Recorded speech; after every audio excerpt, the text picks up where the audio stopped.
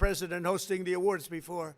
This is the first. I'm sure they'll give me great reviews, right? You know, they'll say he was horrible, he was terrible, it was a horrible situation. No, we'll do fine. I've watched some of the people that host. Jimmy Kimmel was horrible. Some of these people, if I can't beat out Jimmy Kimmel in terms of talent, then I don't think I should be president. The room was already tense before Jimmy Kimmel said a single word back. Donald Trump had taken the stage with the same confidence he always brings to a crowd, smiling, pointing, and speaking like the night belonged to him. At first, it sounded like another familiar speech, full of complaints about the media, late-night television, and the people he believes treat him unfairly. But then he turned toward Jimmy Kimmel, and the atmosphere changed. It was no longer just a joke. It was personal. Trump mocked Kimmel's talent, mocked his career, and described him as someone who once waited around just to greet him. The crowd laughed at first, but the laughter was uneasy, because the attack kept going. Then the segment being discussed took a darker turn. Trump's words were framed as a warning, the kind of line that makes a room stop moving for a second. The audience could feel the shift. Some people laughed nervously. Others went quiet. The camera stayed close, catching the moment when comedy and intimidation began to overlap. God, this man, who was our president, is on trial. He has 34 criminal charges against him. He's still mad about the Oscars. This was 5 weeks ago. My parents don't even care anymore. The only person still talking about this joke is him. It really must have got to him. By the way, in case you missed it, let's show that one more time.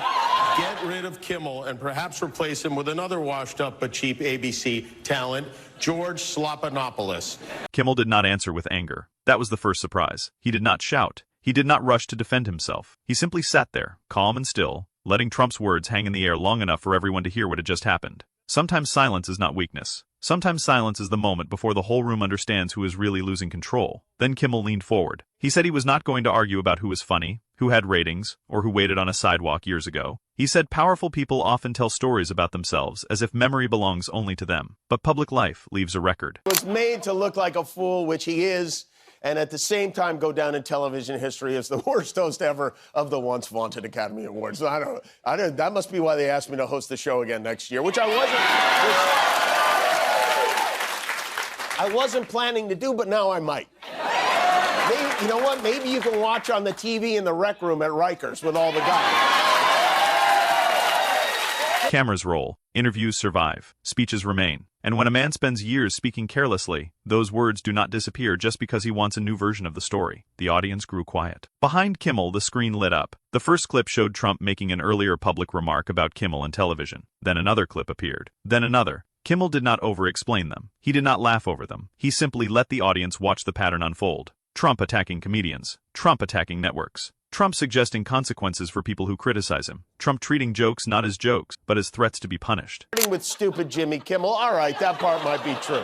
That's debatable. That's a matter of opinion. Who still hasn't recovered from his horrendous performance and big ratings drop as host of the Academy Awards. Oh, that's weird, because I read in the news that the ratings went up this year.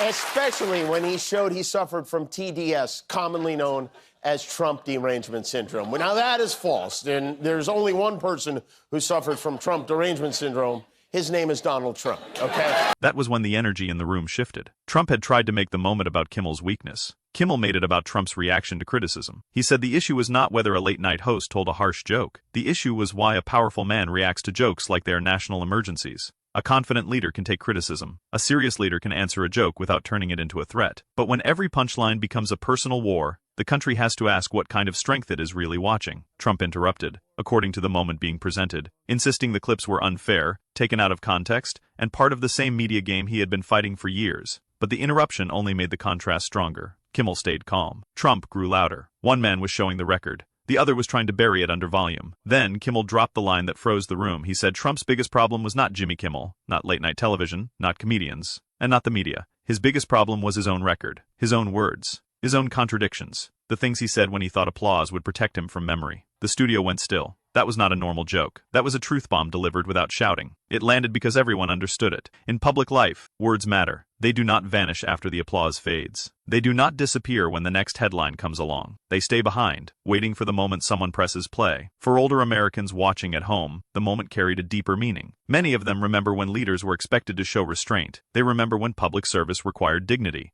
not constant revenge. They know the difference between strength and bluster. Strength is not threatening a comedian. Strength is not mocking a man's family or career. Strength is standing in front of the country and proving you can handle criticism without losing control. Kimmel's calm became the center of the story. He did not need to win the argument with insults, because the clips were already doing the work. He did not need to raise his voice, because the louder Trump became, the clearer the contrast looked. The room could see it. The audience could feel it. What started as an attack on Kimmel had become a mirror held up to Trump himself. By the end, nobody was talking about the first insult the same way. They were talking about the reversal. Trump had tried to dominate the moment with pressure. Kimmel had taken it back with patience, timing, and memory. Trump wanted the room to laugh at Kimmel. Instead, the room began listening to the record, and that is why the moment stayed with people. Not because it was the loudest fight on television, not because someone screamed the hardest, but because one calm response reminded the country that power is not proven by how loudly a man attacks his critics. It is proven by whether he can survive the truth when his own words are played back to him.